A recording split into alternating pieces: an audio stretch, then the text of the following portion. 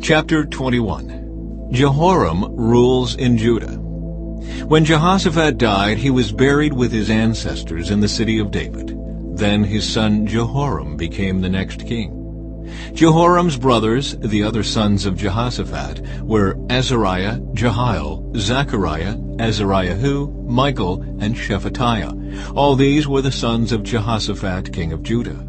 Their father had given each of them valuable gifts of silver, gold, and costly items, and also some of Judah's fortified towns. However, he designated Jehoram as the next king because he was the oldest. But when Jehoram had become solidly established as king, he killed all his brothers and some of the other leaders of Judah. Jehoram was 32 years old when he became king, and he reigned in Jerusalem 8 years. But Jehoram followed the example of the kings of Israel and was as wicked as King Ahab, for he had married one of Ahab's daughters. So Jehoram did what was evil in the Lord's sight.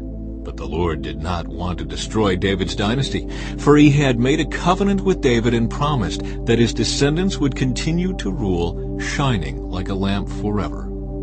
During Jehoram's reign, the Edomites revolted against Judah and crowned their own king. So Jehoram went out with his full army and all his chariots. The Edomites surrounded him and his chariot commanders, but he went out at night and attacked them under cover of darkness. Even so, Edom has been independent from Judah to this day. The town of Libnah also revolted about that same time. All this happened because Jehoram had abandoned the Lord, the God of his ancestors. He had built pagan shrines in the hill country of Judah and had led the people of Jerusalem and Judah to give themselves to pagan gods and to go astray. Then Elijah the prophet wrote Jehoram this letter. "This is what the Lord, the God of your ancestor David, says. You have not followed the good example of your father Jehoshaphat or your grandfather King Asa of Judah. Instead, you have been as evil as the kings of Israel. You have led the people of Jerusalem and Judah to worship idols, just as King Ahab did in Israel. And you have even killed your own brothers, men who were better than you. So now the Lord is about to strike you, your people, your children, your wives, and all that is yours with a heavy blow. You yourself will suffer with a severe intestinal disease that will get worse each day until your bowels come out."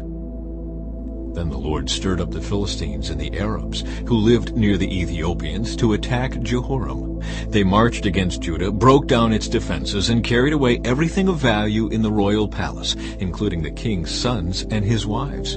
Only his youngest son Ahaziah was spared. After all this, the Lord struck Jehoram with the severe intestinal disease. The disease grew worse and worse, and at the end of 2 years it caused his bowels to come out, and he died in agony. His people did not build a great funeral fire to honor him, as they had done for his ancestors.